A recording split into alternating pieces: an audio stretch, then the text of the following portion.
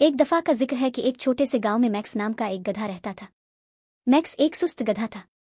वो काम करना ऐसा कुछ करना पसंद नहीं करता था जिसके लिए कोशिश की जरूरत हो।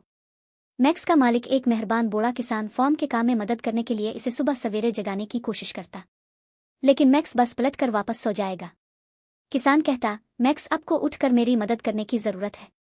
आज हमारे पास बहुत काम है। लेकिन मैक्स सिर्फ जोर से बुरे करेगा और घास के अपने आरामदेह बिस्तर में गहराई में घुस जाएगा। एक दिन किसान को एक ख्याल आया। इसने मैक्स से कहा, अगर तुम खेती के काम में मेरी मदद नहीं करते तो मुझे तुम्हें कस्साब के हाथ बेचना पड़ेगा। मैक्स ने किसान पर यकीन नहीं किया, लेकिन वो कोई मौका नहीं लेना चाहता था। चुनांचे मैक्स आहिस्ता आहिस्ता उठा और किसान की मदद करने लगा।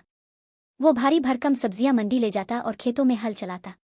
मैक्स को ये जानकर हैरत हुई कि वो वाकई काम करने से लुत्फ अंदोज होता है। जैसे जैसे दिन गुजरते गए मैक्स मजबूत और पुरएतमाद होता गया।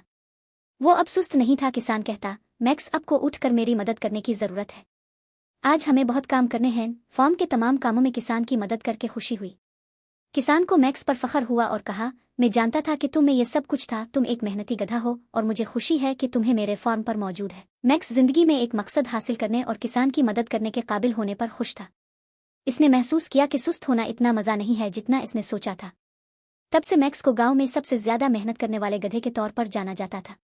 कहानी का अखलाक यह है कि मेहनत और अज़्म मकसद और खुशी का एहसास पैदा कर सकता है। हता के सुस्त तरीन गधे भी अपने तरीके बदल सकते हैं और मुआशरे के नतीजा खेज रुकन बन सकते हैं।